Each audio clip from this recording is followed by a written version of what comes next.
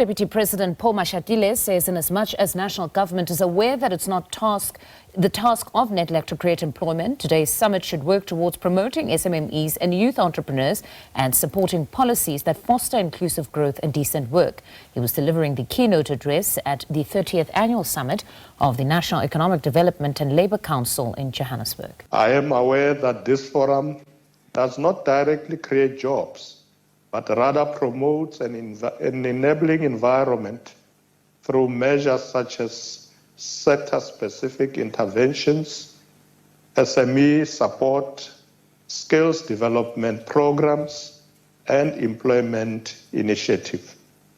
That is why Nedlac must continue to intensify its effort to provide oversight for job summit agreements, support small and medium-sized businesses and youth entrepreneurs, develop sector-specific interventions, and ensure labor market policies that promote inclusive growth and decent work. As social partners, we have the ability to alter the path and trajectory of our nations by uniting in pursuit of a collective objective, motivated by our shared values. As a nation, we must draw lessons from one another as we work to rejuvenate our economy, decrease unemployment, and foster inclusive growth. Therefore, the National Dialogue, a people-centered initiative, is crucial for addressing the frustrations and needs of ordinary South Africans. It aims to unite South Africans, heal past wounds, and chart a common path forward. Now, for more on the summit, we're joined by SABC News Economics reporter Katlego Legodi, who's in Sandton for us. Good afternoon, Katlego. Listening there to the Deputy President in his keynote address, imploring Nedlac to support SMMEs. What else did he have to say? Very good afternoon to you, Mfundo, and to our viewers at home. You're right. I mean, the Deputy President taking stock of where we find ourselves as a country to date, looking at the 30 years of the work of Nedlac. This summit touted as a landmark summit, looking at 30 years later and how then the country has moved in these 30 years of dialoguing at this particular sport, but also at the same time a lot of issues coming through that would be highlighted, and just also just looking at ensuring that this does not become another one of those talk shops, as we see Nedlac as well releasing a report. So the minister, just talking about Minister Nomakosazana Meth, she was also one of those that delivered an address here, just talking about reaffirming the commitment from social partners. Here we're talking about government, we're talking about labor, we're talking about business and civil society. They are here, about 400 of them, just taking stock of where we find ourselves 30 years later. This coming through at a time, Mfundo, when you and I can agree that there have been those unprecedented challenges that would affect the economy, that would affect in turn the workers and even ordinary South Africans that are sitting at home, most of them unemployed. And really you see this particular dialogue here, this particular summit, just looking at how then all of these issues can be put under the spotlight and tangible action taken to ensure that the lives of South Africans are turned around. I'm going to bring into the conversation with us now the Minister of Employment and Labour, Minister Nomakosazana Meth. We saw you delivering a keynote address, coming through at a time when there are these, ever-ending hardships that are on the ground. We see various of companies shutting their doors in South Africa, people losing their jobs. Goodyear, one of them, ArcelorMittal, one of them. A lot of people just worried also about some of these policies over time that have been progressed here that seem to be under threat, looking at where the country is heading to. Let's take stock, Minister. Where are we right now, and what are some of those plans, by the department that would ensure that you contribute here, but also you move South Africa forward? Welcome. Thank you, Katlego, and good afternoon to you and your viewers at home. We are here at the 30th Nedlac Summit, where we are having a theme that says you are advancing solidarity, equality and sustainability in the economy and in the labor market.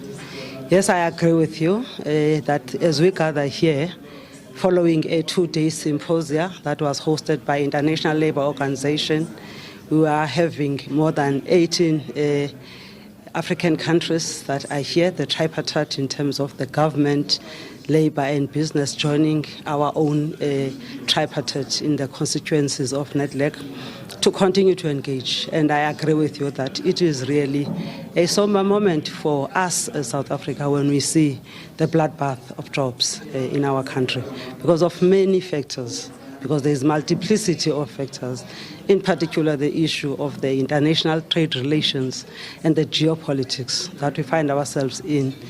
So we are seeing companies that are global companies closing down, as you have mentioned also the issues of your ArcelorMittal, Estelle, and also the Goodyear that has just closed down.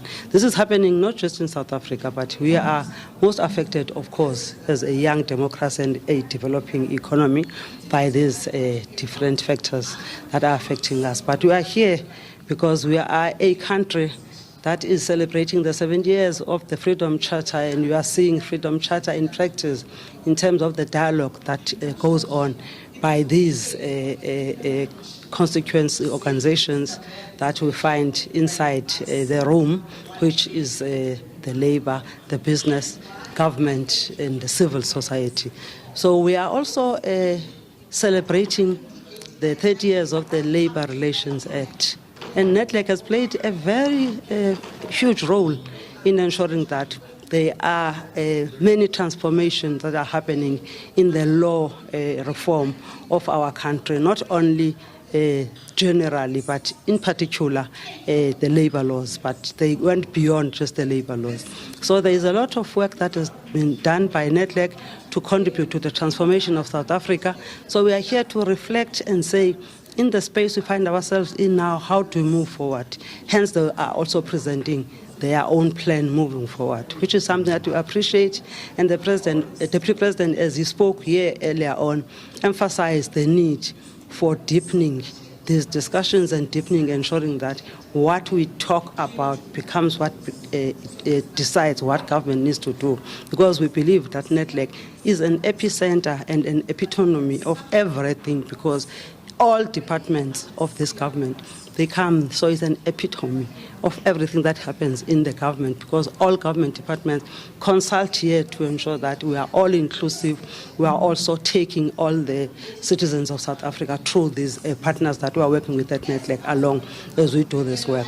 But we are not ending there. We are intervening in a massive way as the Department of Employment and Labor. Of course, the issue of unemployment or employment, as we have seen, the crisis of numbers that have risen to 33.2% in the second quarter of 25 from 32.9% in the first quarter, necessitate us as the Department of Employment and Labor to engage, in particular the economic cluster departments. If we talk of issues of how logistics and transport in the form of ports and all other, like your road and freight, how do we ensure that there is infrastructure that will ensure that anything that is produced in South Africa without any hurdle is able to be sold in the international market? We're engaging also with the Department of Electricity, because one of the things that are raised by the companies that are closing down is the cost of doing business in our country. So it is important that we look at the issues of electricity tariffs so that there is conducive environment for businesses to thrive in our country. But DTIC is the major department that is at the center of coming up with policies, in particular the economic transformation policies and industrialization policies, because it is only if South Africa is industrialized that will be able to create the jobs. We need not depend on the imports that are coming from outside the country. We need to focus and prioritize the production, industrialization and production locally in our country so that there are jobs that are created. So we are in that dialogue, but for sure the issues of companies that are closing down is unfortunate, but many times other companies don't approach us. Others approach us very late, as we are having a program for the turnaround and we've got the turnaround strategy. The business turnaround and revitalization program that is done by Productivity South Africa. We've got another program called Temporary Employee Relief Scheme that is done by SMMEs and UIF. We are trying to preserve jobs, working with the funds that are available at the UIF from the former contributors of our UIF fund. So it is something that we are doing. We have managed to even save a lot of jobs, including what we are targeting to do at the Productivity South Africa of close to 3,000 jobs that must be saved. And already we have started identifying many companies, and we are also pleading with our companies that at a lower level of a stress, before they get to a situation where they want to close down, they should understand that there is Department of Employment and Labour that helps through these entities that I've just mentioned, SMME and Productivity South Africa. But it is difficult. It is not easy, as I said. What is even making our job difficult is the geopolitics and the international trade relations issue. What would you like to see happen there? Because we understand that South Africa submitted another plan or proposal to the United States. We don't even know where we are right now in terms of the talks between the two nations. But as a Minister of Employment and Labour, where your department will be affected heavily by all of these developments, high unemployment, jobs, bloodbath, what would you like to see happen as an immediate, looking at some of these issues that are affecting even your departments and growth, where that is concerned? Indeed, we are interested in seeing those talks being resolved. The issue of the trade agreement between South Africa and America is one of the important issues because it is our market, and it is only when we've got these markets internationally that we will have the business that is thriving in our country, and as such, employment opportunities, jobs that are created. We know that there is an approach of looking also at other markets in the world so that we diversify our market, because the problem with having only one hope, but it's not the only one, but if then you are focused on few international partners, it can be a challenge when geopolitics take the center stage, as we know what is happening. So the issue of America, of US, is not something that you can predict what will happen. As you know that the president there is unpredictable. What he's doing every day, he gets up, he comes up with new pronouncements in terms of what he wants to do. So we wish South Africa well as South Africa engages with America on the issue of the international trade relations as our partner also and as our market. But we are saying we must look broadly, we must diversify. If then South Africa can be in a position to have many partners across the globe, we'll be able not to suffer if one partner decides to disappoint us, as it is currently happening with the US. I have to let you go, Minister, but before we let you go, what do you say to South Africans that are watching us this afternoon, and most of them really despondent, and they are looking at some of these dialogues as talk shops that have not materialized and really come through for them? We have been talking as a nation. We are now going to another national dialogue, an even bigger talk, and you hear South Africans saying, we want action now. We don't want you to be telling us that we are unemployed. We know that we are unemployed. It affects us on the daily. What moves and how do we actually bring them in? What would be your message to them, those that really more or less are watching there at home and they're concerned about talking when there should be a move? Okay. I must first say the issue of talking is the nature of who we are as South Africans. We dialogue, but we are not talking for the sake of talking. The Freedom Charter said the people must govern. So people must appreciate that their voice must be heard. And inside here are the representatives of those people, so that be it labor, be it business, be it civil society, their voice is heard. But what is comforting me is to see the work that has been done in the past 30 years, because every South African would agree with me to say South Africa is better than where it was in 1994. Because of this dialoguing, in particular at Nedlac, we have seen those labor laws reform that I was talking about.